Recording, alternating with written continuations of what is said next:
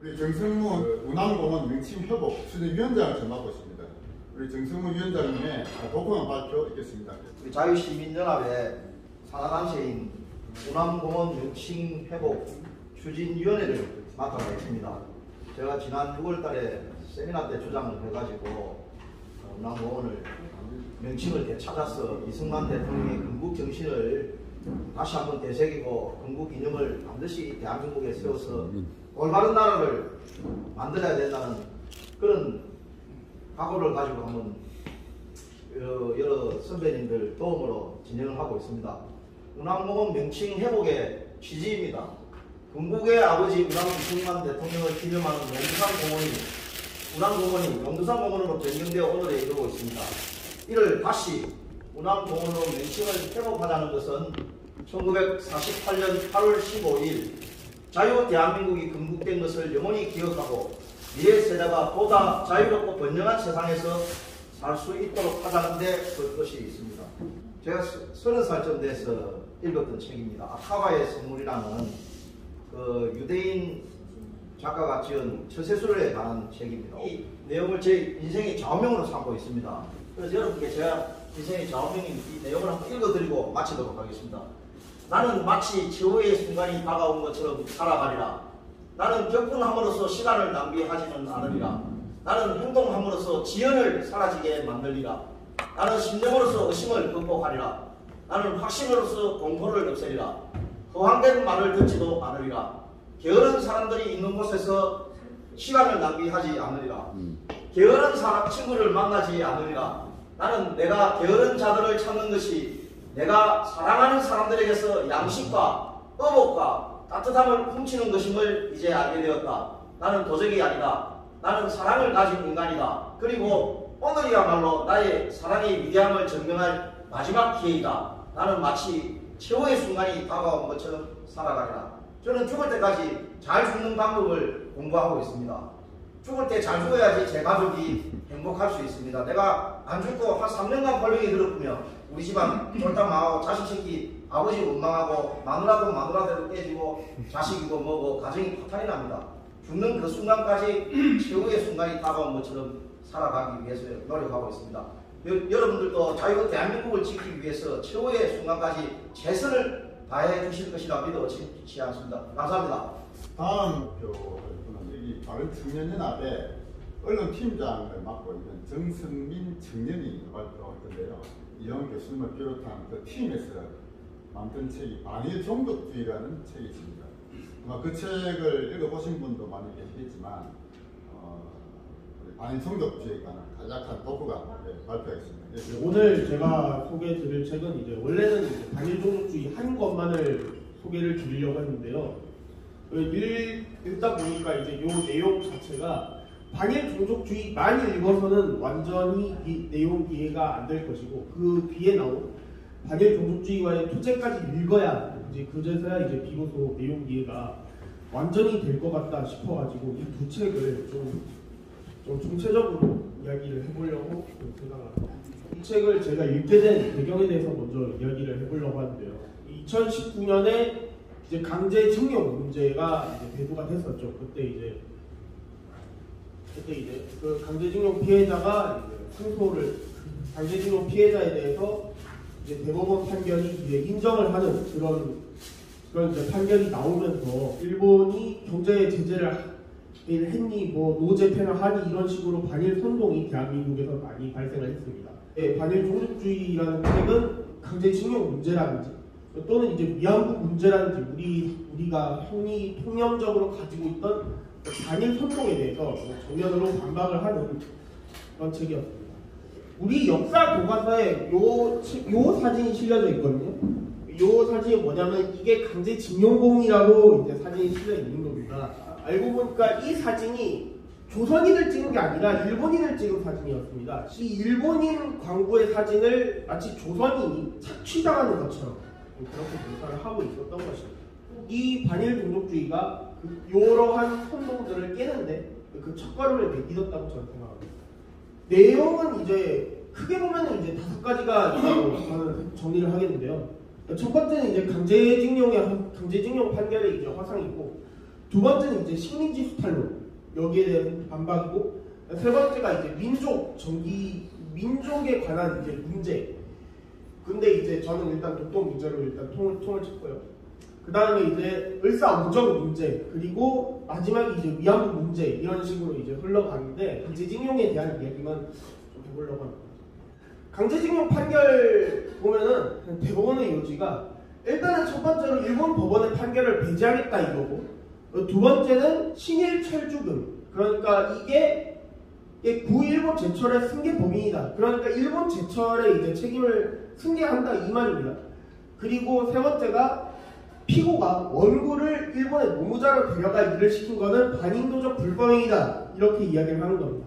왜냐하면 이렇게 강제적으로 데려가 시킨 거는 식민지의 주민을 강제로 데려가가지고 수탈한 것이기 때문에 이것은 반인도적이다 이렇게 이야기를 한 것이고요. 그리고 청구권 회담에서 이에 대한 배상 문제에 대해서도 한 번도 다루지 않았다 이렇게 얘기를 했고, 그리고 무상 3억 달러 청구권 자금에는 이런 노무동원의 피해 보상이 하나도 포함되지 않았다라고 이야기를 하는 거예요. 그리고 청구권 협정이 아무리 있다 하더라도 여전히 노무동원 피해에 대한 위자료 청구는 가능하다 이렇게 얘기를 하고, 그리고 위자료 청구권의 소멸시효도 역시 성립이 안 된다 이렇게 얘기를 하고 있습니다. 또 한일 협정에서 양국은 개별 청구권 금액을 이제 합산을 안 했어요. 그러니까 이런 노무동원이라든지 이런 것들까지 전부 다 합해가지고 뭐 무상 3억 달러 이거 하나로 전부 다 해가지고 이게 배상적인 성격을 가진 겁니다. 이거 자체가 강제 동원 자체가 아니었습니다. 실제로 보면 노무동원의 성격을 띠죠. 그러니까 여기 보면은 이제 부산에서 일본으로 넘어가려고 이제 문정섭씨를 이루었다는 기사가 이제 여기 옛날 32년 동아일보에 이렇게 있었고, 그리고 그렇게 하다가 일본에서 노동을 하다가 이제 도망을 가가지고 다른 데 이제 건설 작부로 일한다든지 그런 식으로 했다는 이제 소식이 이제 왼쪽이 이제 이렇게 있고, 그 다음에 이제 여기도 비슷한 내용에 대해서 이야기를 하고 있습니다.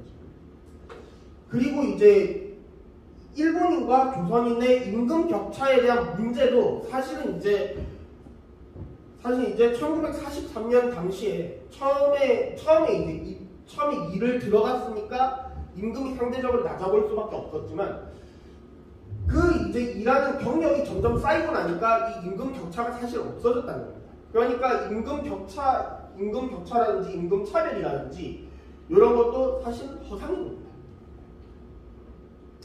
그리고 이제 결론적으로 강제 동원에서 가장 크게 다뤄졌던 문제 중에 하나가 이제 임금 체감의 문제였는데, 실제로는 임금을 정당하게 다 지급을 했습니다. 임금을 지급을 했는데 이게 어떻게 된 거였냐면은 임금을 이제 모아놨다가 저축을 해놨다가 나중에 정산을 하고 이제 주는 그런 시스템이었는데 나중에 이제 한반도가 해방이 되고 난 다음에 이제 조선인들이 급하게 이제 돌아가다 보니까 연말결산이라든지 이런 걸 정산을 안 하고 바로 가는 그런 경우가 많았기 때문에, 그래서 일본 재판소에 이제 공탁금을 맡기는 그런 경우가 많았다고 합니다. 그런 경우에서 이제 그런 상황에서 이제 요 임금을 안 찾아가는 그런 경우가 발생해서 이런 문제가 생긴 것이죠. 실제로 이제 여기 맨 오른쪽 옆쪽에 보시면은 공탁 기록이 남아 있습니다. 일본 재판소에 실제로. 그래서 이 책의 결국의 의의는 이제 노 재팬 불매운동이 이제 한창이던 시절에 요 책이 나왔잖아요. 이 책이.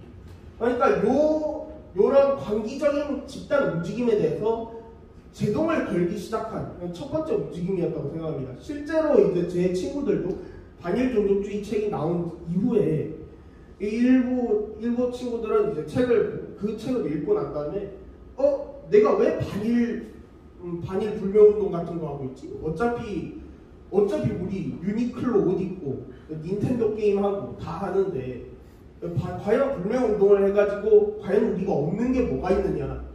실제로 반일 불매운동 그때 당시는 완전 심각하게 할 것처럼 했다가 그 바로 몇 개월 안 지나서 막 막 닌텐도 스위치, 뭐 동물의 숲 이런 일본 게임들 다 하려고 난리에 났지 않습니까 지금? 그러니까 요런 이제 웃긴 해프닝이 벌어지고 있다는 것을 이제 국민들이 자각하기 시작했고, 그리고 그 자각의 시발점이 바로 이 반일 종족주의라는 책이 아니었나 생각합니다. 감사합니다. 다음에 김경태 발표인데요. 대한민국 이야기. 저는 12년 전에 이혜원 선생님이 쓰신 대한민국 이야기를 봤습니다. 그걸 보면서 여태까지 내가 갖고 있었던 일제 36년 식민시대와 해방전후사에 대한 인식이 완전히 엉터리구나 것을 느끼고 소중한 역사적 경험을 했습니다. 그 당시만 해도 이 분위기가 오늘처럼 이승만 대통령과 박정희를 역사의 전면에 부활시키는 그런 사회적 기운이 약할 때였는데, 이분은 우리가 원하는 학자구나. 이분 같은 역사가들이 많이 되는데, 현재 대한민국의 역사를 다루는 사가들이 한 500명 되는데, 우리 이훈 선생 같은 사고를 가진 분들이 그 10분 1도 안 된다는 얘기를 저는 어디서 들었어요.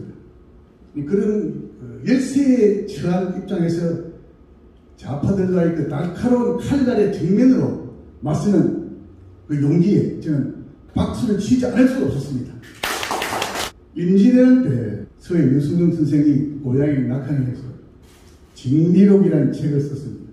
그 징비록은 있었던 일에 대해서 반성하고 앞으로 우리가 어떻게 대비하고 준비해야 될까 하나의 자성적인 책입니다.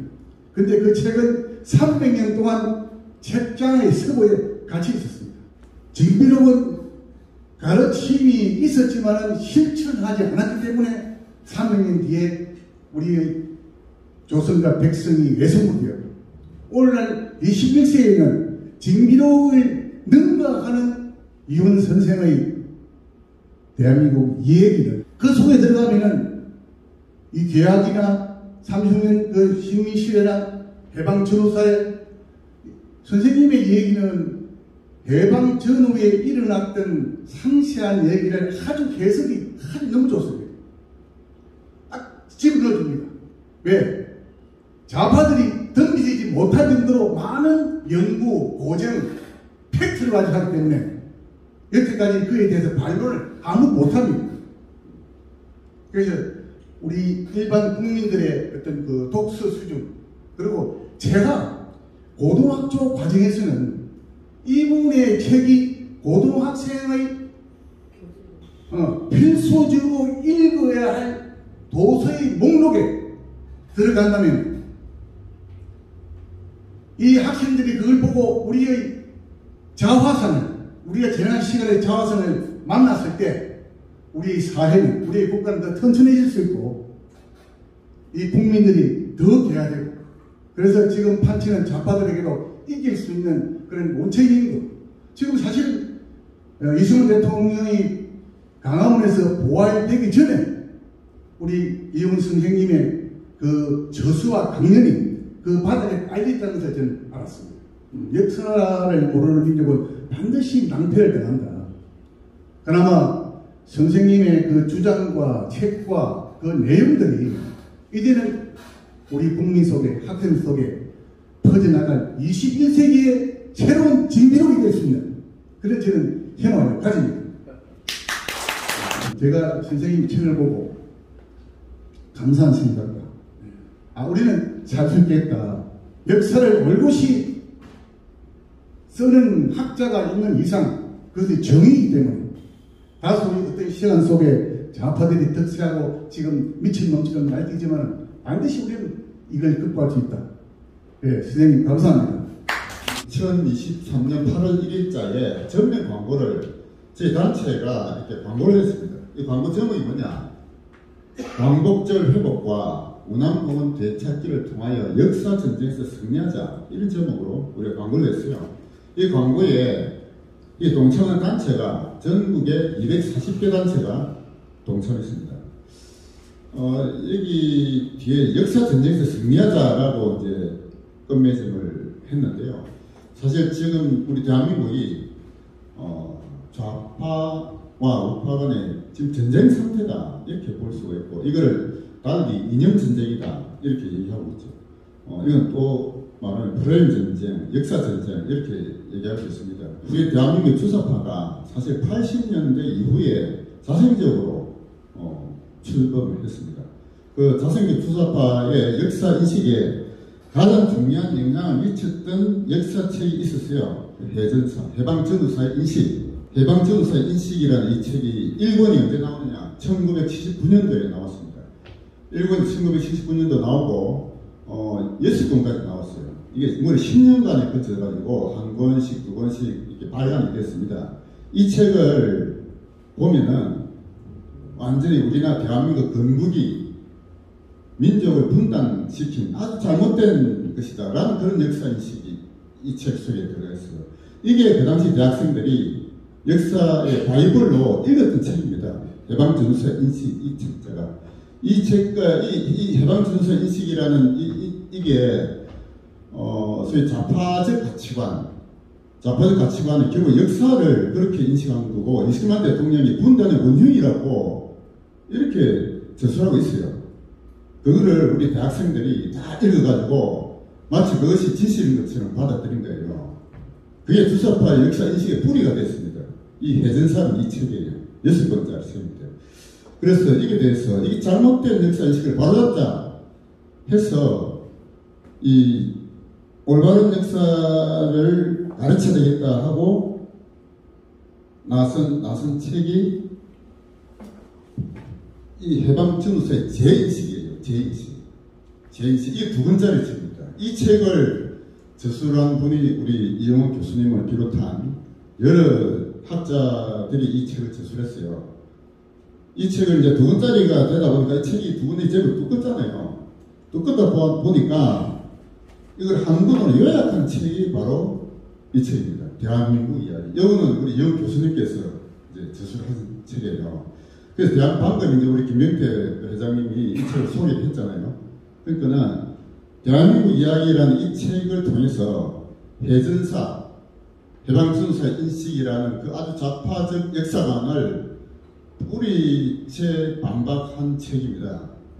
이게 우리 우파의 역사 인식의 기본서가 되어야 돼요. 이 책이.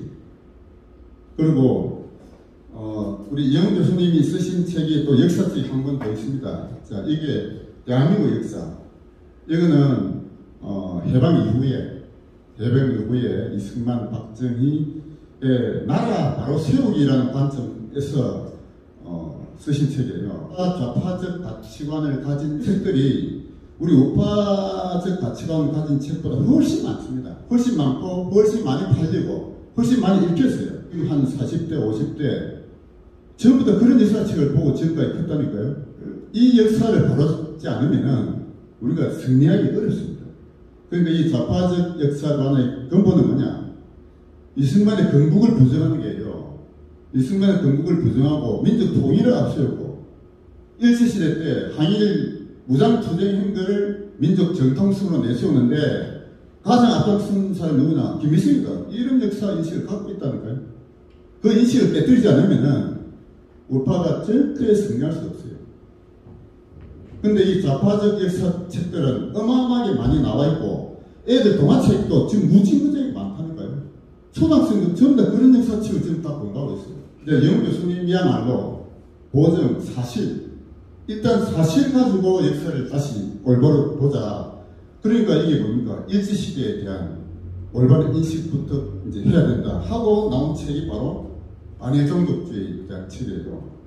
그래서 반일종족주의에 대한 책을 보면서 야, 우리가 일제시대를 정말로 잘못 알고 있다. 이 반일종족주의라는 책이 있고 그 뒤에 또 반일종족주의 투쟁이라는 이 2권이 나와 있습니다. 이거는 이제 우리 영 교수 혼자 쓰신 건 아니고 그 팀에서 같이 쓰시는데 이게 대해서 이 좌파들이 무지무지하게 공격을 했어요. 무지무지하게. 그러니까 우리 좌파 쪽에는 객관적인 사실이 중요한 게 아니라 그들이 배운 역사 인식에 어긋나는 거는 무조건 공격하는 거야. 예. 그래서 우리 우파 진영의 우리 이제 여기 오신 분들은 나름대로 우리 지도자라고 저는 생각을 하는데, 우리 지도자분들은 역사 인식에 대한 제대로 된 학습, 이게 기본이 되어야 돼요. 그러니까 우리 그 이영 교수님 쓰신 그 아까 대한민국 그 이야기, 그거는 조선 말기부터 해서 이제 최근 세까지 쓴 거고, 대한민국 역사라는 책은 이제 해방 이후에 이제 쓰신 책인데, 이게 우리 역사 인식의 기본이 돼야 됩니다. 그래서 이런 인식을 가지고 좌파적 역사를 보면은 완전히 막 엉망진창인 거예요. 근데 그런 인식이 없이 그들의 책만 보면은 그게 이제 몸에 배기는 거예요. 그게 몸에 배겨가지고 이승만 박정희는 독재자, 친일파, 오히려 북한의 김일성이가 민족 정통성을 가진 자, 이런 역사 인식이 애들 머릿속에 딱 들어차 있다니까. 그걸 바로잡지 않으면 안 되는데, 우리 이영 교수님께서는 이제 기본적으로 역사적 사실, 보증의 바탕을 둔 우리 잘못된 역사를 바로잡자. 이게 이제 우리 그 교수님의 기본 철학이라고 봅니다. 그래서 그런 기본 철학에서 나오신 최근에 책이 두 권이 있어요. 이 두 권이 뭐냐? 자, 첫째, 세종은 과연 성군인가? 이 책을 우리 요즘 쓰셨잖아요. 세종대왕은 역사에서 가장 위대한 임금으로 지금도 초험받고 있는데, 사실 알고 보면 아니다는 겁니다. 사실을 알고 보면.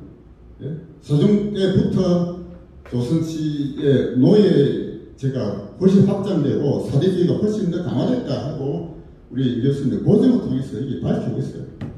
또 하나가 있으니까 호수는 어디에? 라는 또 책이 있죠. 호수는 어디에?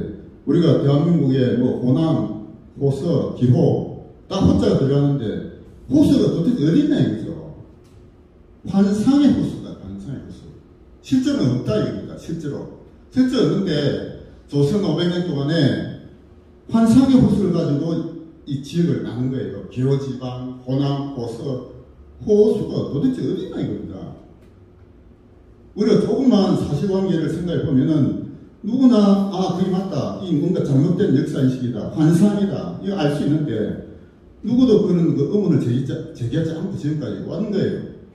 그거를 이제 우리 이 교수님은 정말로 진실을 알아보자. 역사에서. 그거를 가장 앞장서서 저희들 가르치고 있는 정말로 우리 시대의 위대한 스승이다. 저는 그렇게 생각합니다. 원래 교수님은 경제사 전공이신데 현대사 쪽에 왜곡된 거를 바로잡자 이렇게 이제 쪽으로 하고 있어요. 지금도 이제 이승만 학당을 이끌고 계신데 대한민국 역사의 기로에 서다 이 책이 있는데 이 안병직 교수님이 우리 이영 교수님 이제 스승이 있어요. 안병직 교수님도 원래 좌파였어요.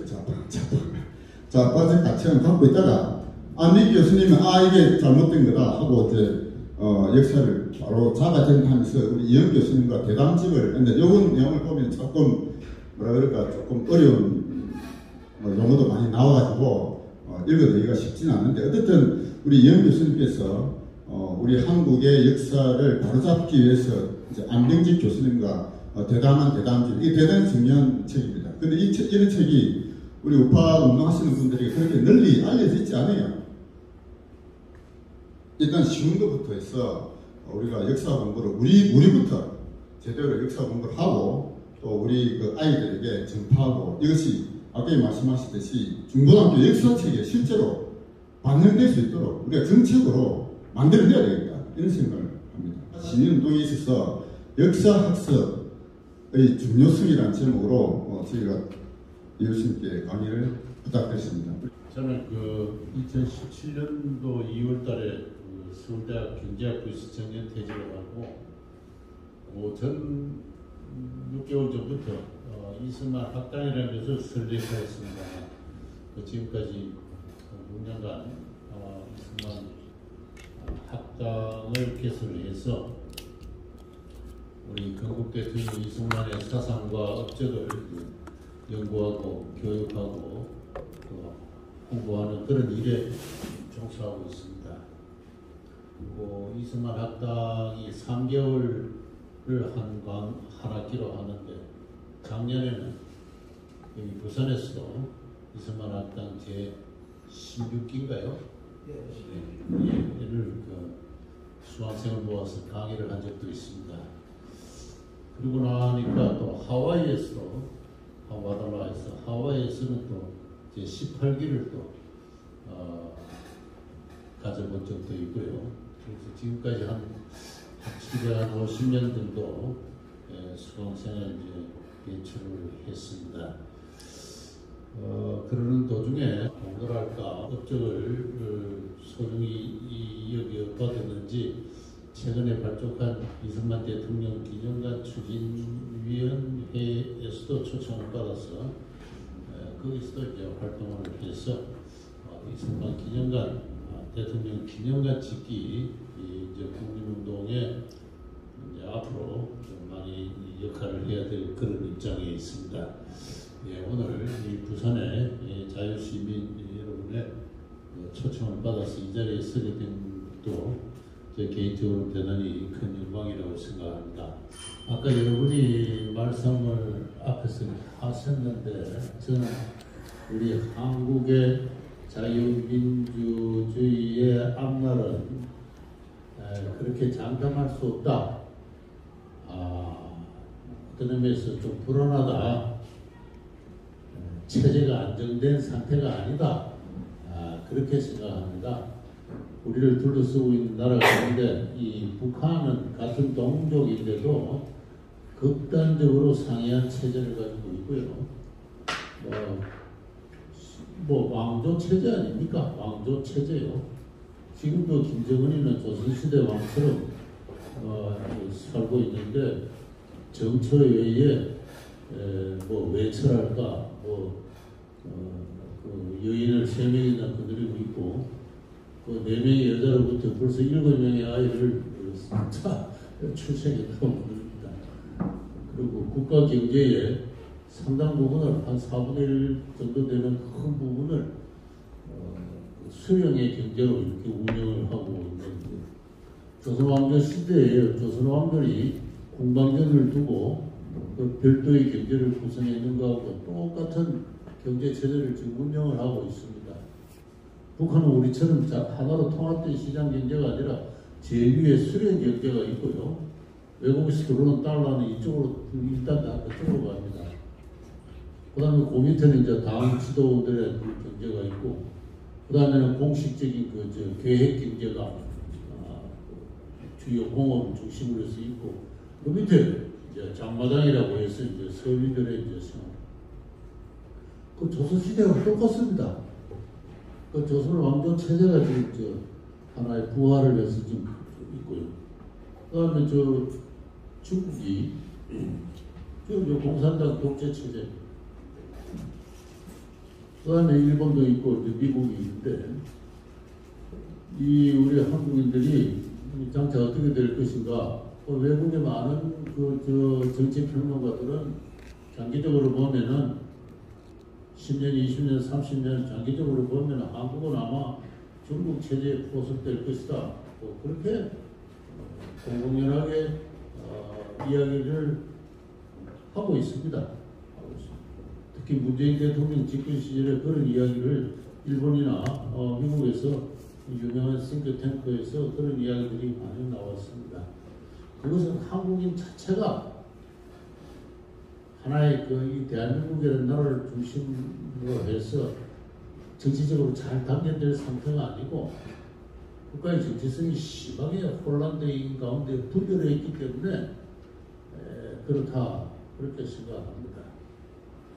그래서 지금 윤석열 대통령에 대한 지지도를 보면은 이거는 리얼미터라는 데이기 때문에 좌파 성향이 강한 어떤 그런 여론조사 기구라 합니다만 대통령의 지지율이 37%, 여당 국힘당은 39%, 민주당은 47% 이렇게 나옵니다.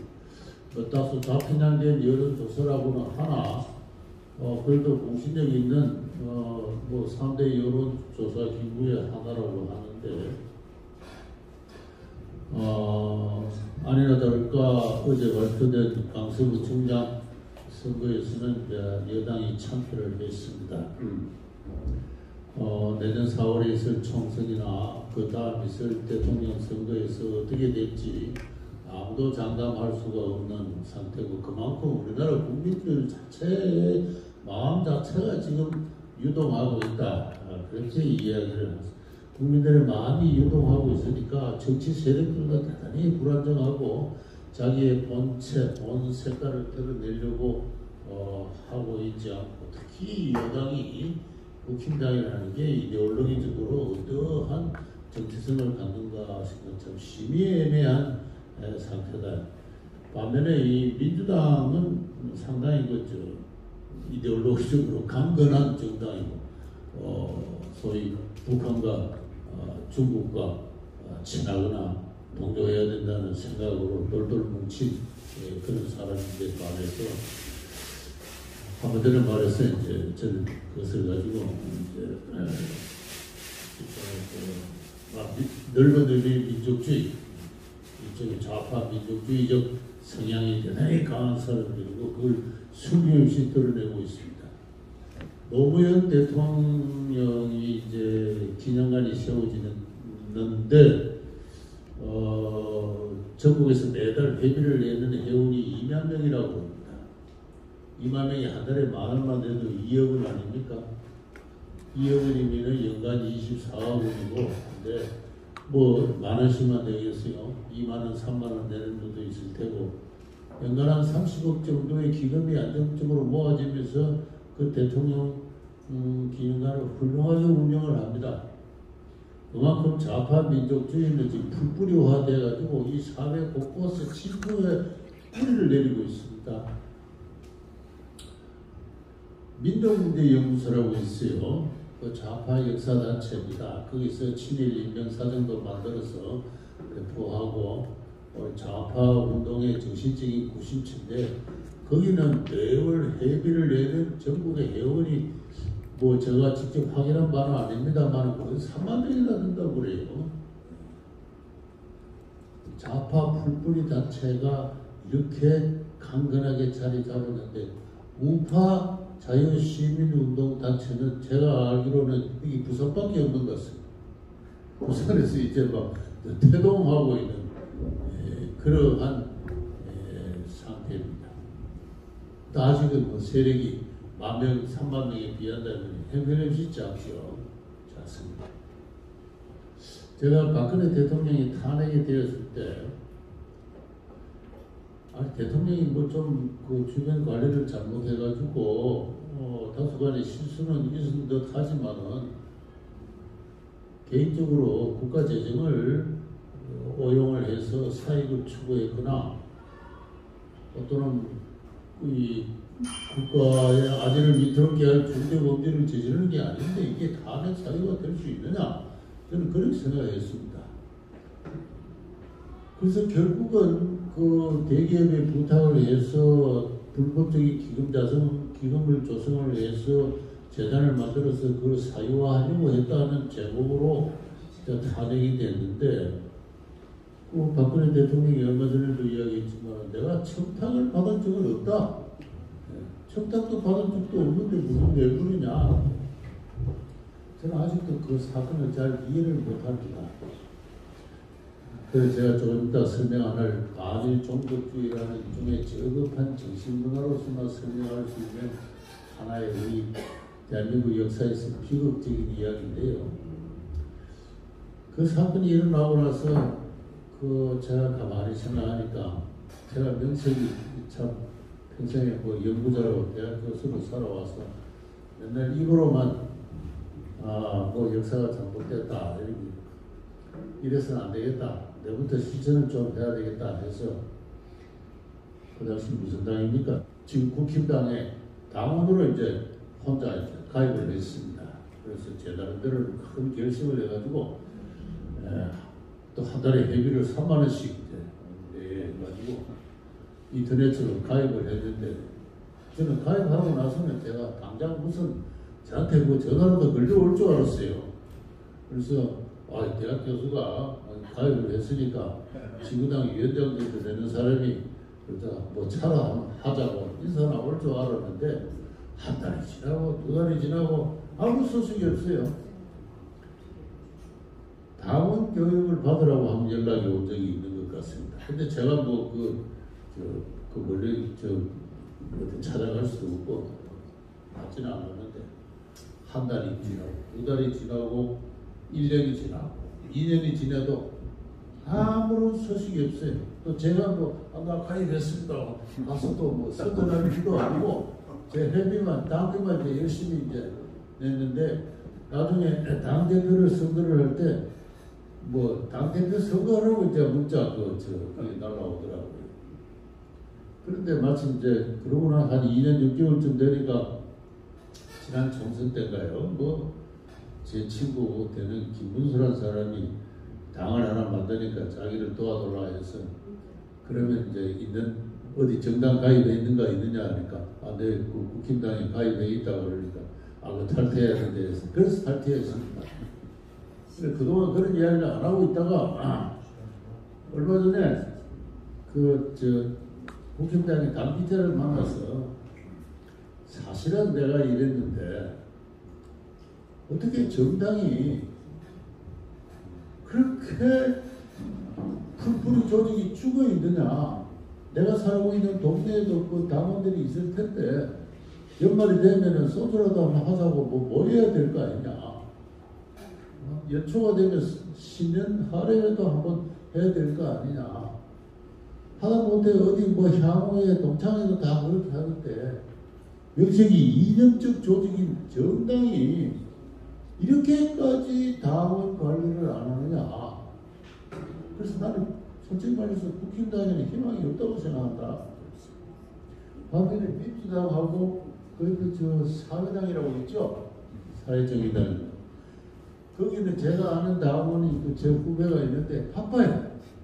귀찮게 할 정도로 계속 메일을 보내오고 무슨 음악회 한다, 뭐 한다, 연말 되면 막년에 한다, 그 동네 동단위로 말이죠. 활발하게 움직입니다. 그럼 활발하게 움직이는 데하고 죽어 있는 데하고 장기적으로 어떻게 되겠습니까? 저는 민주당하고 사회정의당이 이긴다고 봅니다. 그 국힘당은 어떻게 유지되느냐? 이 나라 자유시민들의 정치적 위기의식으로 그래도 정당 간판을 유지하고 있다가 선거 때만 되면은 유력 정치인들의 선거 중개 조직으로 활성화되는 그런 조직이에요. 이런 상태를 가지고 이 나라 자유민주주의 체제가 유지될 수 있겠느냐? 저는 어렵다고 봅니다. 그래서 제일 국힘당이 먼저 변해야 되는데 선거철만 되면 활성화되는 선거 복덕방인 동시에 좌우 노출을 보고 중도를 가야 된다 이런 이야기만 계속하는 그런 사람들이 되어가지고 저는 참 이 나라가 힘들 것이다. 그럼 어떻게 해야 되느냐? 역시 자유민주주의를 종교적 소신으로 추구하는 열성적인 어떤 정치가들이 앞으로 많이 배출되지 않으면 안 된다. 그런 의미에서 자유민주운동이 풀뿌리 운동으로 번져나가고 뿌리를 박아야 된다. 그렇게 생각합니다.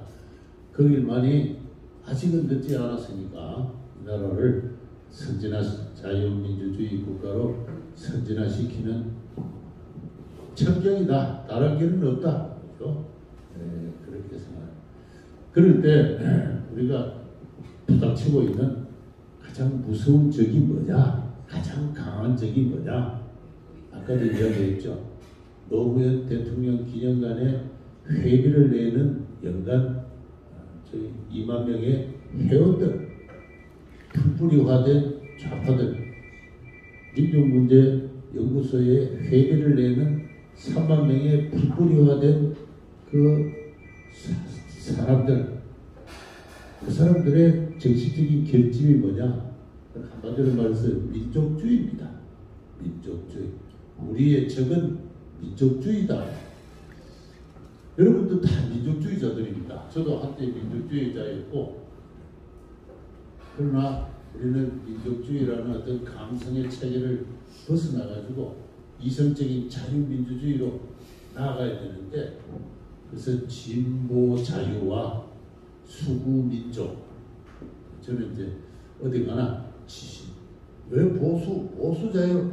우리가 자꾸 보수라고 왜 하느냐? 우리나라는 보수할 게 별로 없다.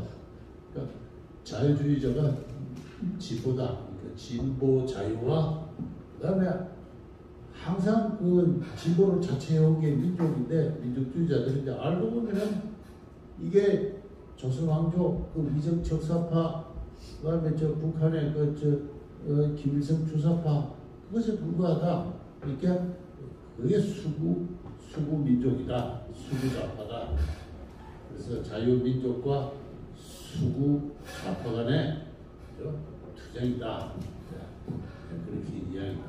그래서 이 우리의 공적이 되는 이 수구 민족, 수구 좌파의 그 내용을 좀 알아야 된다. 근데 우리가 이 문제를 갖고 역사를 접근해 드리기 시작하면은 역사는 우리가 생각해왔던 그 이상으로 훨씬 복잡하다는 걸 알게 됩니다. 우리나라의 이 역사를 돌이켜 보면은 우리 대한민국을 부정을 하고 또 건국 대통령 이승만을 폄하를 하고 한 최초의 사람이 박정희 대통령이라고 생각합니다. 저는 박정희 대통령을 결코 비판하자고 하는 이야기가 아닙니다. 한 사람이 어떤 행위를 했을 때는 그 명과 암이 다 있는 겁니다. 이승만 대통령이 공이 있고 과가 있듯이 박정희 대통령도 공과 과가 돼. 공과라기보다 명남, 밝고 어두운 측면이 다 있는 것이고 그분은 그 시대 상황에서 그럴 수밖에 없는 객관적인 제약 조건 하에 있었던 것이죠. 이승만 대통령이 장기 집권을 했다. 과죠. 어둡습니다. 그럼 장기 집권 안 했으면 어떨 것이냐. 1950년대에 그러면 번갈아 가면서 4년마다 대통령을 바꿔 한다 또는 국무총리를 바꿔 한다면 그 나라가 유지되겠느냐. 그런 관점에서 따져보면은 장기 집권을 할 수밖에 없는 나름의 필연성이나 합리성이 있는 겁니다. 있어요. 마찬가지로 박정희 대통령도 그런 명과 암이 다 있는 겁니다. 이 박정희 대통령은 해마다 이 광복절에 대해서 어떤 연설을 했는가가 제가 이제 쭉 그걸 한번 추적해서 분석한 글을 하나 쓴 적이 있는데요. 그건 1970년 광복절에 지난 25년간의 광복 한국사는 한마디로 고난과 시련의 연속이었다. 익히 더러웠다. 혼돈과 정체는 급기야 두 차례 정변을 몰고 왔다. 그래서 4.19 일어났고 5.16 일어났는데 이거는 다 1950년대에 자유당 정부, 이승만 정부가 혼돈과 정체의 역사이기 때문에 그렇다. 그래서 민족 중흥의 전진 대열이 정비되어 지금 성년 한국의 자랑스러운 모습을 중외에 과시하게 된 것이다. 5.16 이후에 비로소 나라다운 나라가 지금 민족 중흥의 역사가 쓰여지기 시작했다. 이분은 집권하고 있는 내도 그런 이야기를 했습니다. 그러니까 이승만 정부를 계속 이제 이렇게 혼돈과 정체의 역사였다. 이런 이야기를 계속 했습니다. 1948년 7월달에 만들어진 우리 재헌헌법의 헌법 전문이 있습니다. 이 헌법 전문은 사실 이 헌법에 필요가 없는데요.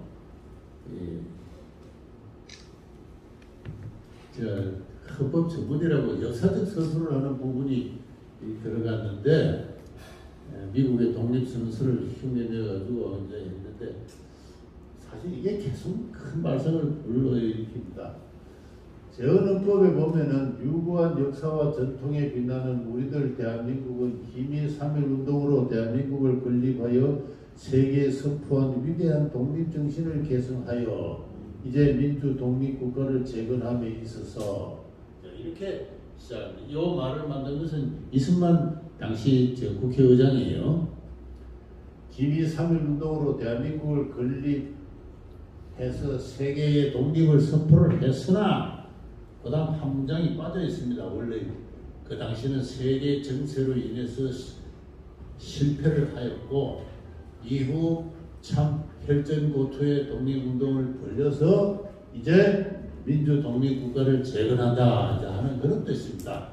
이승만 대통령 입장에서 볼 때 그분은 그런 이야기를 할 만한 분이에요. 그 모든 역사의 주인공이었으니까. 그런데 이거를 62년도 박정희 당시 그 재건위원회 그 의장 박정희 장군이 헌법을 개정을 하고 민정이양을 하는데 유구한 역사와 전통이 빛나는 우리 대한국민은 3.1운동의 숭고한 독립정신을 개선하고 여기까지는 앞에 걸 요약했죠. 4.19 의거와 5.16 혁명의 이념으로 입각하여 새로운 민주공화국을 건설한다. 새로운 나라를 건설한다 이랬어요. 네. 여기서 뭐 다 망가진 겁니다. 앞에 걸 낡은 공화국도 아니고 뭐 혼돈과 정체 4.19 의거와 5.16 혁명으로 이제 우리 재출발한다. 여기서 저는 큰 우리나라 대한민국 역사에 균열이 생겼다. 이때 이것을 가지고 헌법의 창제냐, 헌법의 개정이냐 가지고 헌법학자들끼리 막 논의를 한 적이 있습니다. 뭐 지금은 뭐 제5차 헌법 개정이라고 하지만 사실은 개정이 아니고 옛날 헌법을 완전히 틀을 벗어던지고 새로 만든 거나 마찬가지입니다. 근데 이후에 또 구비구비 세월이 흘러가지고 5.16 혁명이 빠지네. 빠지고 이제 4.19만 남아가지고 오늘날에 유구한 역사와 전통이 빛나는 우리 대한민국은 3.1운동으로 건립된 대한민국 임시정부의 법통을 개성하고 법통과 불의에 항한 4.19 민주주의를 개성하고 있습니다. 자유당 정부는 여전히 지금 불의한 체제로 지금 규정되어 있습니다. 헌법이 이렇게 되어 있으니까 이 이승만 정부를 지금 복권하기가 여간히 힘든 일이 아닙니다. 그 다음에는 임시정부의 법통을 개성한다고 그랬어요. 임시정부의 법통이란 말은 해방 이후에 중국에 있던 임시정부가 이제 이렇게 항복을 해서 김구주석 이하 이제 뭐 여러분들이 이시영, 뭐 신익희, 김규식, 김구 이런 분들이 이제 임시정부의 법통을 계속 이야기하면서 미분정하고 투쟁을 했습니다. 안타통 운동을 하면서. 그래서 미군정이 자꾸 좌우합작의 신탁 통치를 하려고 하니까 임시법통을 내세우면서 우리가 정부를 차지해야 되겠다. 이런 이야기를 하면서 임시정부 법통을 이야기를 많이 했는데 나중에 막상 한국 문제가 유엔으로 넘어가고 주민총선거에 의해서 자유총선거에서 대한민국이 세워질 때 김구 선생을 비롯해서 조소왕 등 김규식 등 임시정부의 주요 세력들은 빠지죠. 우리 거의 찬성할 수 없다. 남북한 협상을 해야 된다 해서 북한에 올라갔다가 이용만 당하고 그렇게 했습니다. 임시정부의 요인들도 김구주석도 대한민국은 임시정부의 법통을 잊지 않는다. 볼 수 없다. 그렇게 자꾸 말씀하시다가 결국은 비운의 죽음을 당한 거 아닙니까? 그런 역사를 갖고 있는 임시정부 법통이란 말이에요. 다시 말해서 임시정부의 법통을 주장하신 분은 대한민국을 부정했습니다. 참여를 안 했어요. 대한민국은 임시정부의 법통을 개선해서 생겨난 뭐 이야기가 복잡해집니다만 하여튼 이 나라, 이 국민들의 어떤 그 자유의지의 기초에서 세워진 새로운 나라인데 이 몇 사람들의 그 작용에 의해서 이 헌법이 이렇게 함부로 고쳐진 겁니다. 헌법이 고쳐지는 과정을 이렇게 보면은 몇 사람들이 로비를 해서 저렇게 말을 함부로 집어넣고 빼고 이랬는데 그렇게 보면 참 우리나라 이 국가 정체성이라는 건 오늘날 문제만 아니라 예전부터 참 취약했다. 그렇게 볼 수 있습니다. 원래 튼튼하게 잘 지어진 나라가 아니고 무슨 정권만 있을 때마다 헌법이 이렇게 바뀌고 저렇게 바뀌고 이 사람들이 로비해서 그냥 바꾸고 합니다. 이 임시정부의 법통이라는 말을 집어넣는데 이종찬 씨 당시 민정당의 그 사무총장 하던 이종찬 씨가 중요한 역할을 했어요. 그러니까 요사이 계속 광복회 회장이 돼가지고 대한민국 이 1948년 8월 15일에 건립되었다는 걸 부정하고 있지 않습니까? 이걸 가지고 임시정부의 보통이라는 말을 가지고. 근데 자기가 그 헌법 개정하는데 그 로비를 해서 집어넣어놓고 말이죠. 그래서 그 다음에 그래서 그 다음에 이 박정희 대통령은 그 1962년에 그 아직도 민정노기양하기 전인데 그 건국공로훈장 중장을 김구, 안창호, 최익현, 유인석 등의 김구나 안창호 선생은 당연히 받을 뿐인데 최익현 선생은 구한말의 위정척사의 대표적인 그 인물입니다. 유인석 씨도 그렇고요. 조선왕조의 출신들이죠. 최익현 씨는 조선왕조의 성리학의 그 정통 계보를 잇는 충청도를 중심으로 한 화수학파의 그 계승자입니다. 유인석 씨도 그 최익현 씨보다 후배이지만은 화수학파의 계보를 잇는 화수학파의 종장이라고 할 만한 그런 인물이에요. 이분은 철저하게 중화 사관을 가졌던 분입니다. 중국이 문명의 중심이요. 우리는 중국 다음으로 문명화된 세계 제2의 문명국이다 하는 그런 생각으로 오랑캐 바닷속에 오랑캐 외적이 들어오니까 거기에 저항을 했던 분입니다. 저분들이 지방을 대표하는 지방의 그 유생을 대표하는 정신적인 지도자들이었어요. 저분들이 세력이 너무 강했기 때문에 결국 조선왕조 대한제국이 망했다고 봐야 됩니다. 조선왕조의 너무 투철한 출신이기 때문에 역설적으로 조선왕조가 망하는데 큰 역할을 했던 분이에요. 엉뚱한 세계관을 갖고 있던 분입니다.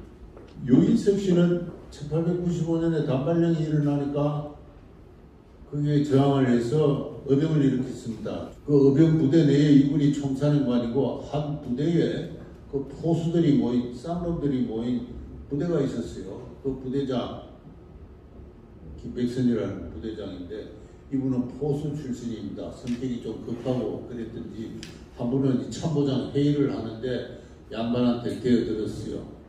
뭐 전투 작전이 제대로 손발이 맞지 않아서 일본군에게 패배를 했습니다. 그러니까 막 화가 나서 이제 대어드니까 유인석이가 감히 쌍놈이 양반한테 대어든다. 목을 쳤어요. 그래가지고 그 어병부대가 흩어졌어요. 저분이 어병운동한 것은 만민평등의 자유민주공화국을 세우기 위한 것이 아니고 전통적인 양반과 쌍놈 중화 세계관의 질서를 유지 보존하기 위해서 일으킨 거예요. 근데 저분한테 왜 대한민국 건국장을 줍니까? 예? 근데 누가 줬느냐? 박정희 장군이 줬어요. 박정희 장군의 세계관에서 볼 때는 훌륭한 사람, 김구, 안창호 선생만큼 훌륭한 사람이다.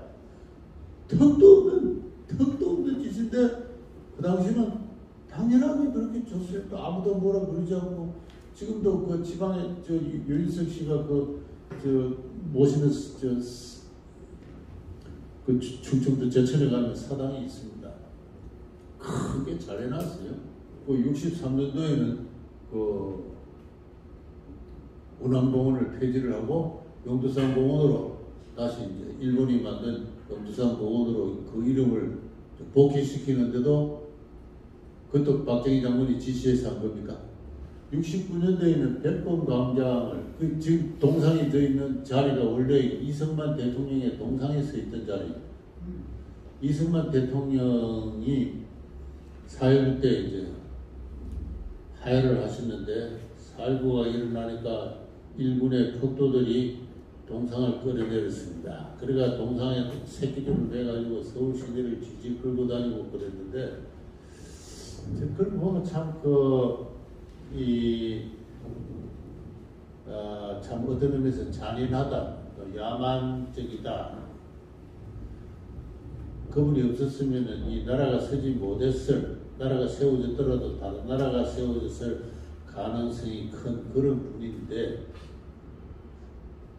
또 개인적으로 뭐 축제를 하거나 뭐 부정부패를 한 땡전 한 푼도 그분은 부정하게 이렇게 모아본 적이 없습니다. 평생을 그렇게 살은 분인데 어떻게 해서 동상에 목을 매가지고 길지 시대를 끌고 다녔느냐, 그렇게 생각하면 괜찮습니다. 그냥 이야기하죠. 근데 그렇게 해서 허물어진 동상을 다시 복구를 해야 마땅한데 그 자리에 김구승생 동상을 이렇게 지금 남산에 대통령 광장에 있었습니다. 김구승생은 아까도 말씀드렸지만 대한민국 건국의 결사 반대를 한 분입니다. 뭐 여러 가지 뭐 이유가 있지만은 저분은 한 나라를 세울 만큼 그렇게 사상적으로 이렇게 성숙한 세계 국제 정치나 자국의 역사나 문화에 대해서 어떤 그 성숙한 세계관이나 정치관을 가진 분이 아닙니다. 아닌데 다만 독립운동에 이제 헌신하셨다 하는 이제 그런 그 공로를 우리가 인정하고 있는데, 어쨌든 저분은 결사적으로 대한민국 성립에 반대를 한 분입니다. 반대를 해서 많은 사람들이 북한에 올라가지 마라 해도 기어코 올라가셔가지고 그 김기우식 선생하고 말이죠. 대한민국 성립에 반대하는 그 북한의 김일성에게 맞장구를 친 분 아닙니까? 그리고 대한민국이 성립하고 나서도 그 49년 7월달인가 이제 비문에 돌아가셨는데 그 1년 동안 계속 대한민국을 부정을 했습니다. 그 유엔에서 계속 편지를 보내서 대한민국을 승인하면 안 된다고 했고 말이죠. 돌아가실 때까지 그렇게 이야기했어요. 이분이 그 운동하는 그 한독당, 당시 그 한민당만큼 세력이 큰 당인데 그 당 자체가 반대한민국의 대열에 서게끔 한 그런 분입니다. 저분의 독립운동의 공로는 크지만은 대한민국 역사에서는 상당히 큰 오점을 남긴 분이에요. 저분을 동상을 이승만을 대체해서 그 자리에 세우고, 그 다음에 이제 김대중 대통령 때 와서는 이제 100번 김구 기념관이라 해서 이제 이승만 기념관도 아직 없는데 100번 기념관을 이제 도창공원에다 이렇게 있어요. 그래서 이 모든 일이 우리나라 역대 정치가 해온 일이다. 그만큼 역사, 왜 그렇게 했느냐? 이제 한마디로 민족주의 때문에 그렇습니다. 민족주의라는 일종의, 이거는 이성적인 논리가 아니고 감성, 인간을 격동시키는 하나의 그 본질은 종족 내지 시족적 어떤 그 본능적 감정에 있는 겁니다. 그래서 그런 감정에 기초해가지고 기구 선생이 그래도 몇 가지 격렬한 어떤 그 테러 활동을 벌여서 민족의 자존심을 살리는데 큰 역할을 했으니까 그걸 상찬하는 겁니다. 이러한 그 감정, 이것이 이제 1960년부터 이승만 대통령이 쓰러지고 난 이후에 1950년, 반세기 이상 우리 한국을 지배적으로 통합했던 정치적 에너지였습니다. 그래서 단순히 좌파가 아니라 좌우할 것 없이 한국인들이 공유해온 역사적 업보였다. 저는 그렇게 생각하고자 하는 겁니다. 그 다음에 보면은 7.4남북 공동성명인데요. 이 71년도에 7.4남북 공동성명을 발표를 하고 이제 정보명 이우락 씨를 보내서 이제 북한과 평화통일안을 이게 지금까지도 헌법에도 평화통일 한다고 돼 있고, 이게 누가 했냐? 박정희 대통령이 한 겁니다. 조국 통일의 원칙, 외세의 의존과 간섭이 없는 자주적 통일을 한다. 우리 민족끼리, 북한 헌법에 지금 우리 민족끼리 나와 있고, 그 다음에 김대중 대통령이 그걸 받아서 우리 민족끼리 남북 공동 선언을 했지 않습니까? 박정희 대통령이 가장 먼저 한 거예요. 무력 형사 여부하지 않는 평화적 통일한다. 사상 이념 제도의 차이를 초월한 민족적 대담을 한다. 제가 볼 때 이 세 가지 다 말이 되는 게 하나도 없습니다.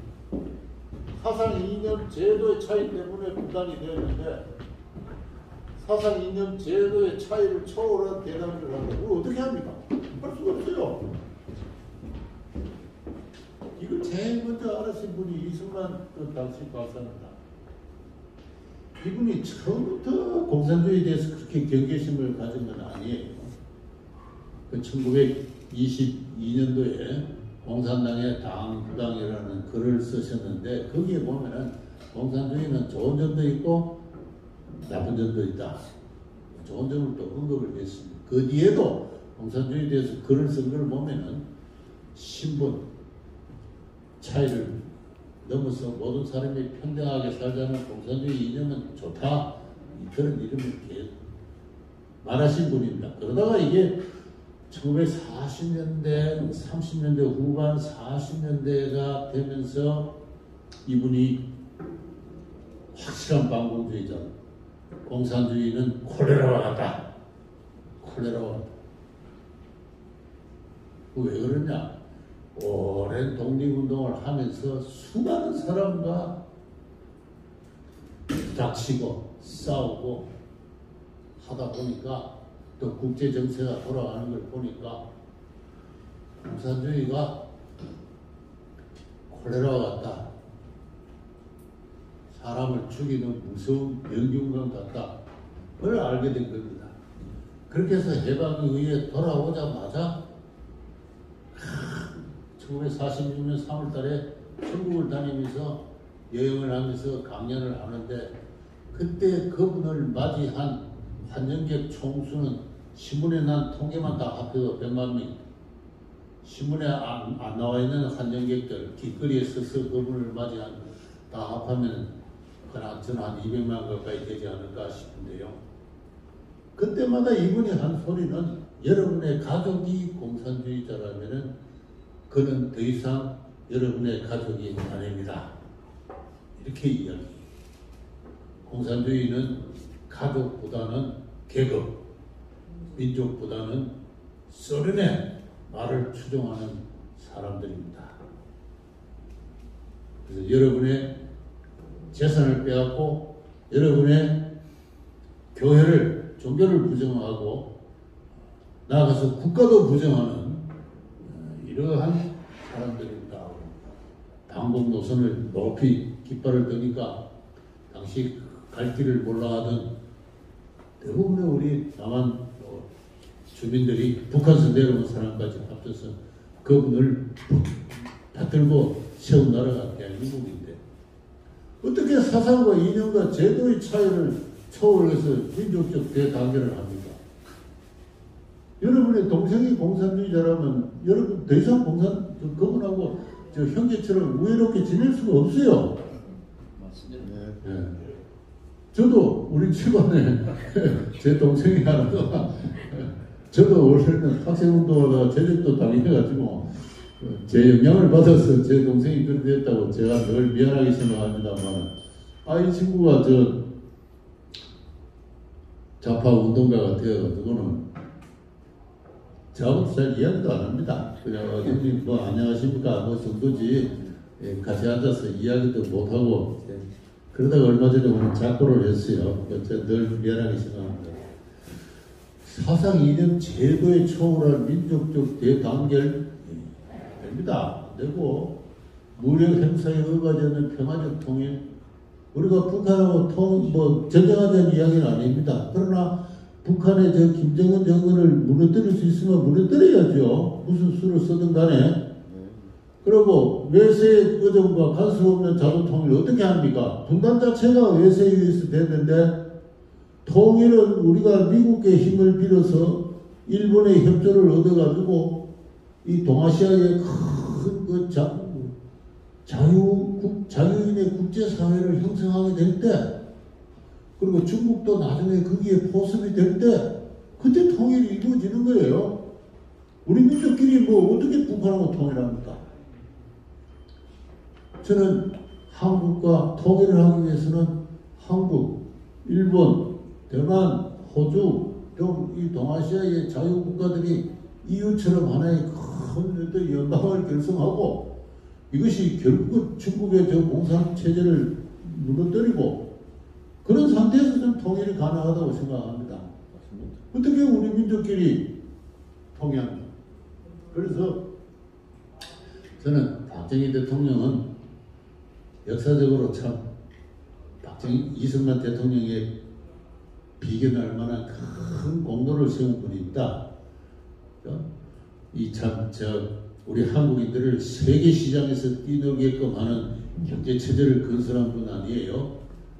우리 한국인들의 야성적인 어떤 그 기업가 정신, 그리고 성취, 근로 의욕, 이런 것들이 이 세계 시장 속에서 마음껏 그 능력을 발휘하게끔 한 그러한 체제를 만들어낸 분이고, 또 그러한 체제가 또 강건하게 작동할 수 있도록 도덕적 규범을 확실히 세운 분이라서 오늘 우리가 참 이 만한 어떤 경제를 이룩한 분이긴 하지만은, 이분은 민족 중흥 그 한마디에 목숨을 걸은 분입니다. 5.16 혁명을 할 때도 민족의 재단에 내 목숨을 바치겠다 하는 그런 그 유서를 짓고, 10월 유신을 할 때도 그런 그 결의를 갖고 했어요. 이분이 8년쯤 한 7, 8년 집권하고 나니까 머릿속에 온갖 구상이 다 들었습니다. 아, 중화공업화를 해야 된다. 그 다음에 새마을운동 해야 된다. 사람들이 정신상태가 이래서는 안 된다. 농촌에 낙후된 어떤 생활 환경 타파해야 된다. 그 다음에는 지역균형개발, 4대 강조의 국토균형개발, 이 세 가지입니다. 이 세 가지가 머릿속에 플랜이 있고, 내가 구축한 이 행정 시스템을 갖고 이걸 해야 되겠는데, 아니, 김대중이라는 그 야당의 지도자가 나타나가지고 대중경제를 한다 그러는 거죠. 대중경제 해서는 모든 게 스톱되고 다시 뒤로 돌아가가지고 헤매게 되어 있습니다. 근데 어떻게 정권 교체를 합니까? 정권 교체를 해야 될 때가 있고 안 해야 될 때가 있어요. 이승만 대통령도 꼭 마찬가지입니다. 1956년에 이승만 대통령이 무리하게 삼선에 안 나왔다면 조봉암 씨가 대통령 되는데, 그분은 북한 간첩으로 혐의로 사형당한 분 아닙니까? 그런 분이 대통령이 되었으면 나라가 어떻게 됐겠어요? 마찬가지예요. 1972 김대중 씨한테 박정희가 정권을 물렸더라면은 어떻게 될지 몰라요. 그런 상황에서 이분이 이제 결단을 하고 이 나라를 그 전두환 대통령까지 합치면은 그 뒤에도 18년간을 더 유지하게 만들었고, 그런 토대 위에서 정권 교체를 했는데도 그 뒤에 김영삼, 김대중 또 혼란이 발생했지 않습니까? 그 혼란이 지금까지도 이어지고 있는 거예요.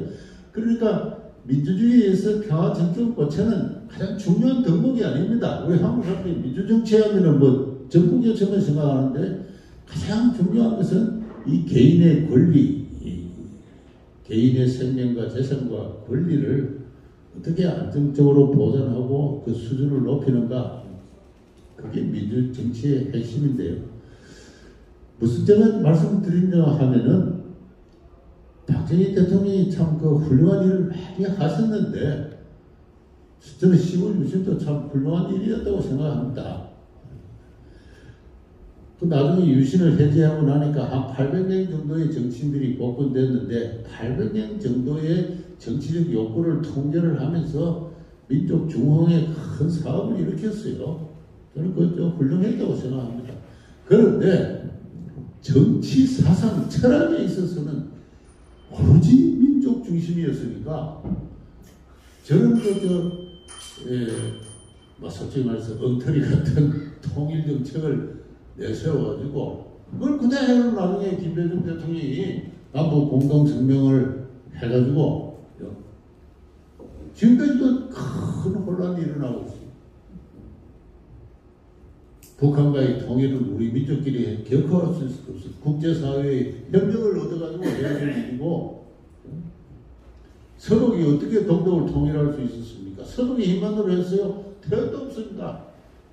서독의 그 역대 수상들은 유럽의 통일과 함께 우리가 독일 통일을 한다.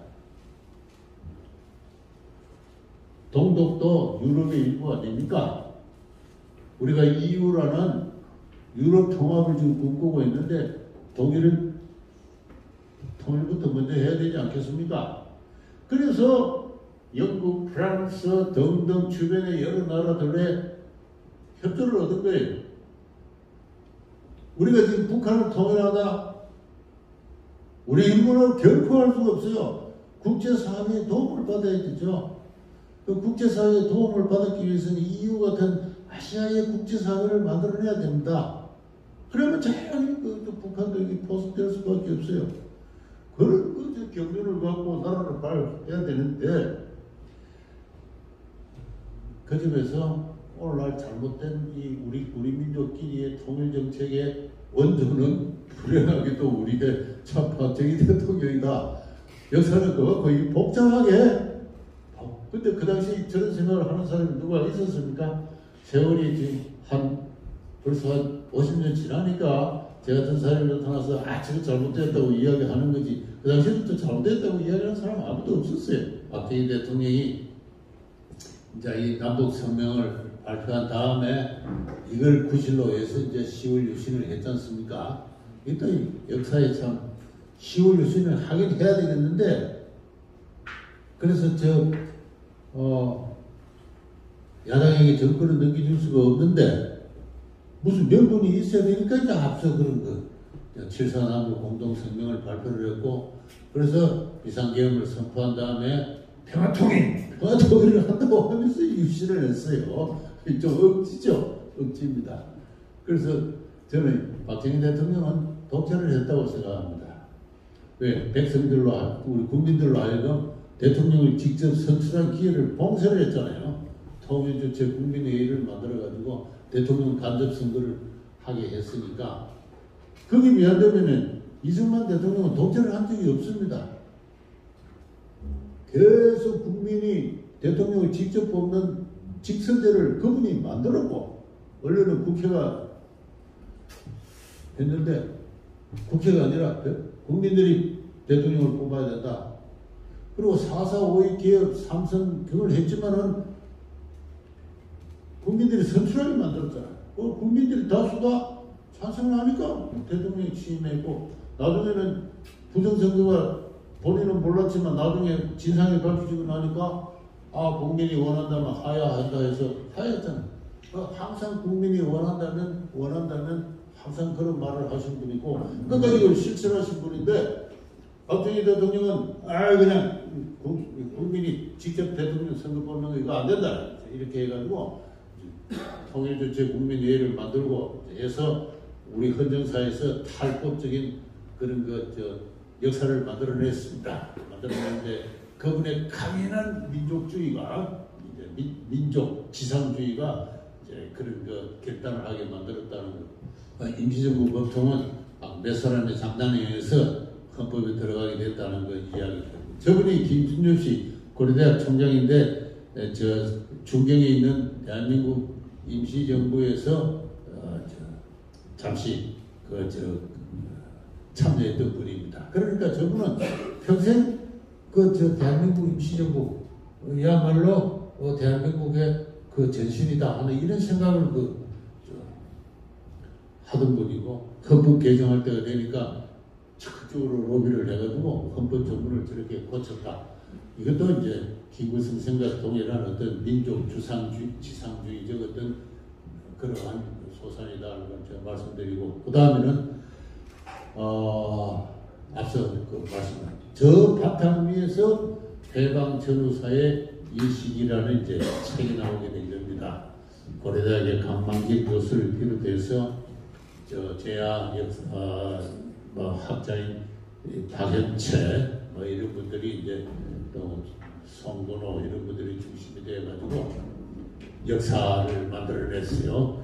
해방 후 남한은 친일 친미 세력이 주도하는 반봉건 식민지 사회고 소련군이 진주한 북한에서는 혁명적 민중과 연대하여 반제 반봉건 민주혁명이 수행되었으나 남한은 이 친일 친미 세력이 주도하는 반봉건 사회가 계속 연장되었다. 그렇게 해서 저 책에 1권, 2권, 3권, 4권, 5권쯤 되면은 노골적으로 한국의 혁명적 민중 세력은 북한의 주체 사상을 지도 이념으로 수행할 필요가 있다. 이런 이야기까지 이제 하게 됩니다. 처음부터 그랬던 건 아닌데 한 5권, 6권 전쯤 가면은 당시 이제 대학가에서 막 이른바 NL 주사파들이 막 등장하고 하니까 그들을 지원하고 또 그들의 지지를 받아서 노골적으로 남한의 혁명 세력은 북한의 그 주체 사상의 지도를 받을 필요가 있다. 그 무렵에 그 김건태라는 혹시 기억하실지 모르겠는데 저보다 5년 선배입니다. 저를 운동권으로 끌어들인 이제 운동권 계보에서는 제 바로 위에 있는 저 순진한 시골 대구 출신 청년을 운동권으로 집어넣는 사람이 이 김건태 씨인데 제가 당시 성균관대학에 이제 근무하고 있었는데 연락이 왔어요. 좀 만나자고. 근데 이분이 당시 좀 어디서 좀 이렇게 근거 대상으로 되어 있는 상태이기 때문에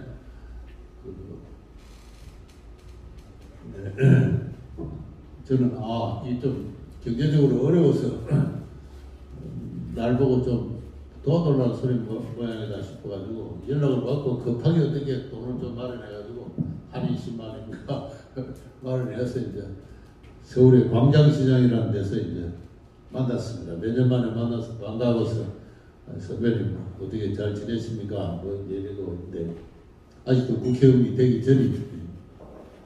그랬더니 느닷없이 통일을 향한 이 우리 민족의 열망이 가마솥처럼 끓어오르는데 우리가 이렇게 가만히 앉아 있을 수는 없다.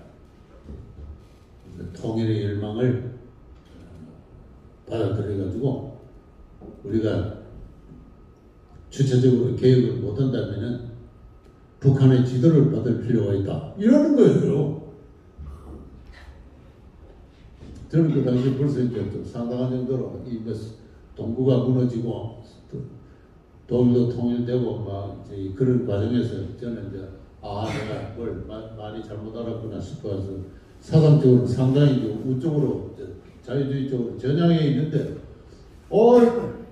북한의 지도를 받을 필요가 있다. 이런 말을 자기가 옛날에 그 지도했던 믿고 있는 후배니까 이제 이야기한 거예요. 그래서 제가 이야기를 가만히 듣고 있으면서 이거 안 되겠구나. 그래서 미안합니다 선배님, 내가 지금 속이 매우 안 좋은데 지금 광장시장에서 이 닭갈비를 시켜놓고 먹고 있다가 속이 안 좋아서 일어서야 되겠습니다 하면서 일어섰어요.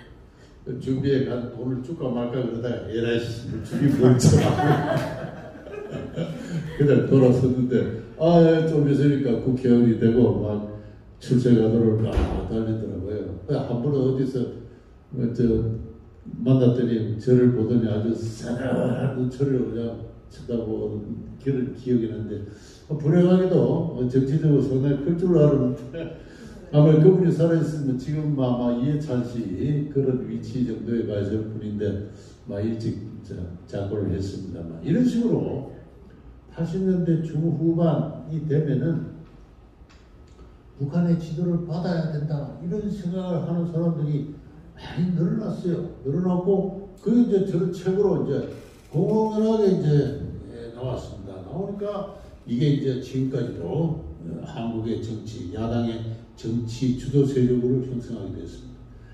당시 그 70년대부터 민주화 운동의 뭐 정통의 한 사람이라고 할 수 있는 그 몇 사람이 있는데 그중에 주대한 씨라고 있어요.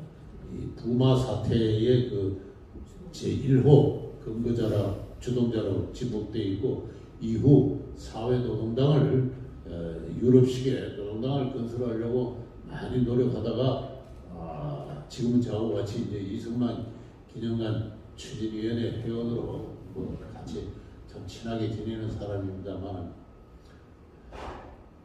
이 사람이 쓴 그 글들을 보면은 민주화 운동을 했다면 우리가 했는데 박정희 전두환 참 권위주의 체제에 저항을 했는데 저 책을 읽은 세대들이라는 것은 대체로 80년대 후반에 그때부터 이제 소위 그리고 90년대에 들어와서 이제 정치 운동한 사람 이 사람들이 자기들이 민주화 운동을 한 것처럼 지금까지도 민주화 운동 그러니까 참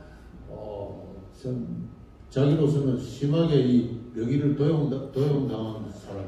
저 사람들 뭘 민주화 운동했다고 이때까지 민주화 운동 그러느냐. 노무현 대통령, 문재인 대통령이 왜 민주화 운동 했느냐.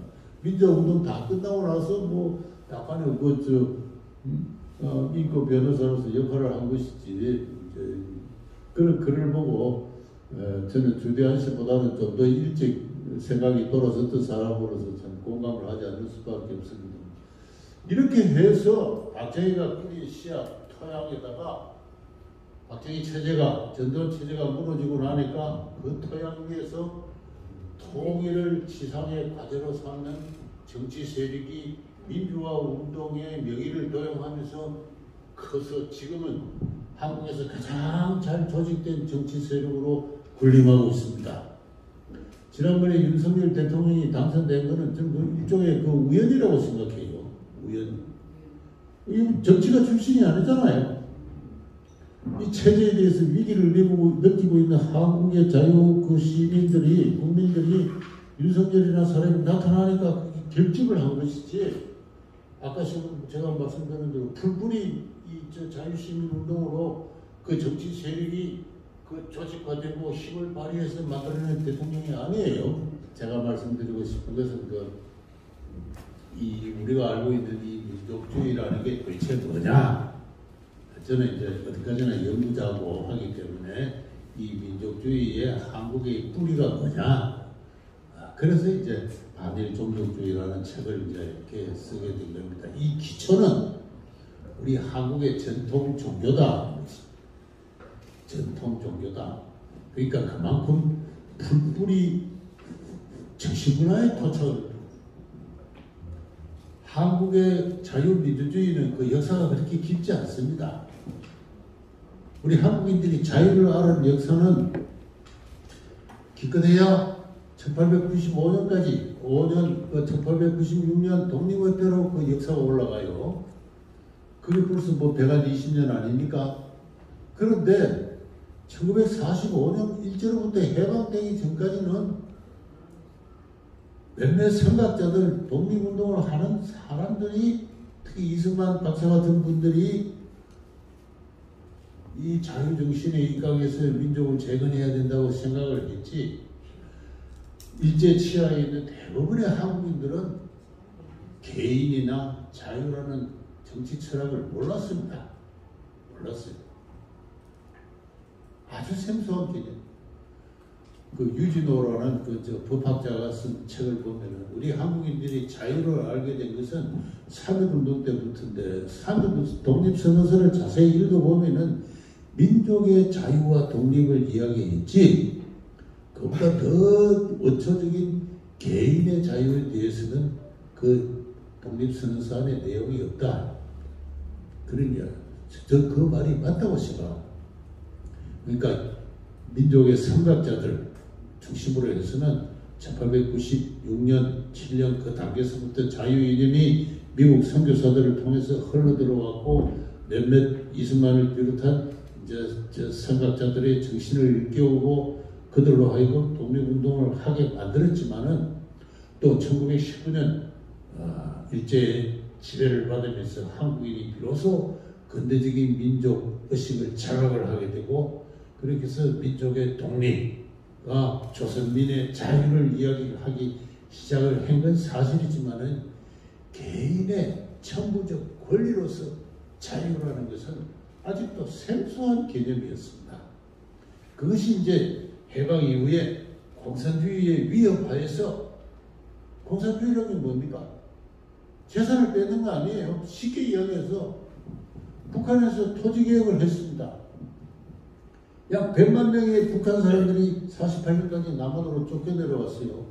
토지개혁을 하면 토지를 몰수당한 지주는 그 군에서는 살 수 없고 다른 군으로 이주하도록 돼 있어요. 이사를 하지 않으면 안 되는데 이사를 하려 어떻게 남쪽으로 내려온 거죠. 한국에서 자유라는 개념을 알려준 것은 매우 아이러니컬하게도 공산주의예요. 공산주의가 들어와서 토지개혁을 하고 재산을 빼앗으니까 많은 한국인들이 개인의 자유라는 것을 알게 됐습니다. 유진호 박사는 그것은 헌법, 이분이 헌법을 만들었는데 헌법 해석의 신고 헌법회의라는 책에서 우리의 자유재권, 언론의 자유, 재산의 자유, 사상의 자유, 종교의 자유, 집회의 자유, 결사의 자유, 이 자유재권은 역설적으로 공산주의와 함께 들어와서 공산주의에 의해서 일구어진 것이다. 오케이, 그 말이 옳습니다. 1946년 6월 달에 이승만 대통령이 남한만의 단독 정부를 세워야 된다 하는 유명한 정업 발언을 했을 때 이분이 결코 무리한 발언을 한 거 아니에요. 1946년 5월 달에 미군들이 여론조사를 해보니까 남한의 농촌 주민의 7할이 북한과 같은 무상몰수, 무상 분배 토지 계획은 안 된다고 생각했습니다. 왜 남부 재산을 함부로 빼앗아 나눠주느냐? 안 된다.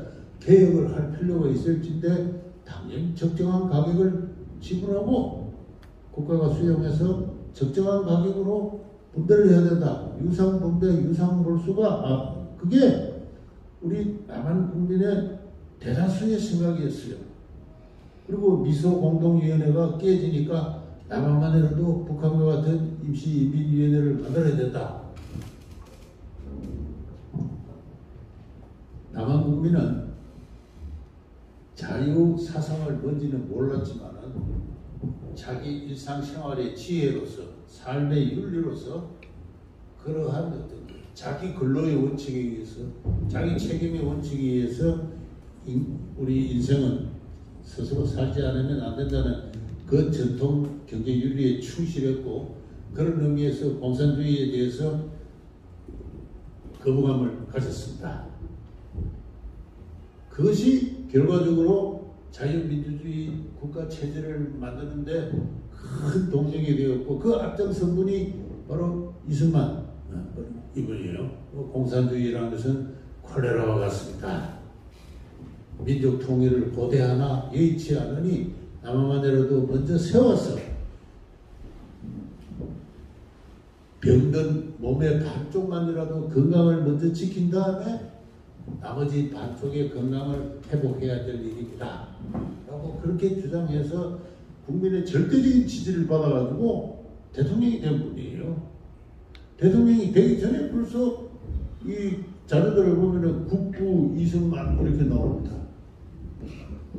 조선 왕조적인 감각이 살아있는 데다가 공산주의로부터 위협을 방어한다는 그 본능, 생활상의 본능이 결집이 되어가지고 이 대한민국을 만들었어요. 그래서 제가 지금 무슨 이야기를 하고 마무리를 하고자 하느냐 하면요. 그렇게 세워진 나라인데도 자유주의 정치 철학에 대한 어떤 그 정신적인 훈련은 너무나 천박한 상태이기 때문에 이게 60년대 이후에 민족주의로 크게 전환을 했고 그 앞장선 데는 이제 박정희 대통령의 민족중흥이라는 고도 성장의 한 시대가 있었고 그 시대가 끝이 나고 나니까 이 박정희 대통령이 일으켰던 그 민족주의는 우리 민족끼리라는 북한과의 그 평화공존과 평화통일을 추구하는 노선으로 변하면서 남한 사회를 이제 식민지 반봉건 사회로 이제 규정하는 이러한 정치 세력을 만들어내기 때문에 그런 점에서는 상당히 전통적인 어떤 정신문화의 흐름이 연속하고 있었던 것인데 그 정신문화의 기초에는 뭐가 있냐 하면은 우리의 저급한 종교, 그래서 일종의 샤머니즘, 무속 이런 게 있다.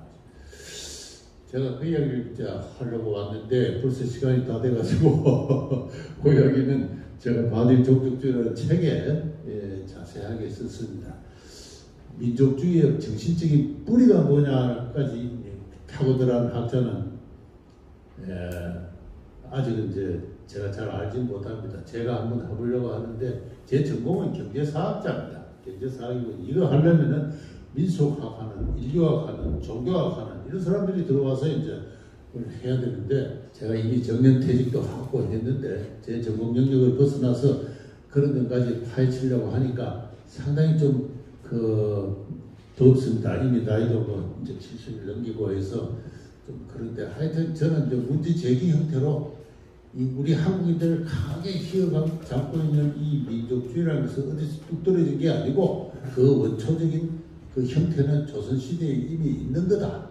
있는 것이고 거기는 조선적인 삶과 죽음의 원리, 그 종교적 원리로서 우리 전통적인 무속이 존재하고 있다 하는 그런 이야기를 하고 있습니다. 그래서 이 북한의 김일성 체제가 저렇게 세계에서 유례가 없잖아요. 세계에서 저렇게 폐쇄된 국가를 여러분 알고 있습니까? 저런 나라가 어디 있을 수 있어요? 벌써 이제 3대, 4대째 지금 개성 준비를 하는 이 왕조 체제가 유지될 수 있어요?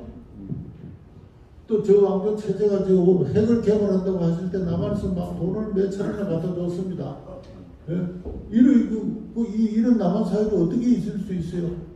독특한 그 민족주의 때문인데 그것은 남북한이 서로 공명할 수밖에 없는 몇 가지 종교적인 심성이 있다. 그걸 가지고 저는 종족주의다 그렇게 이야기하는 겁니다. 한국의 민족주의가 아주 그 원시적인 종족 내지 시족관념에 뿌리를 두고 있다는 건 이미 외국인 학자들이 이야기하고 있는 겁니다.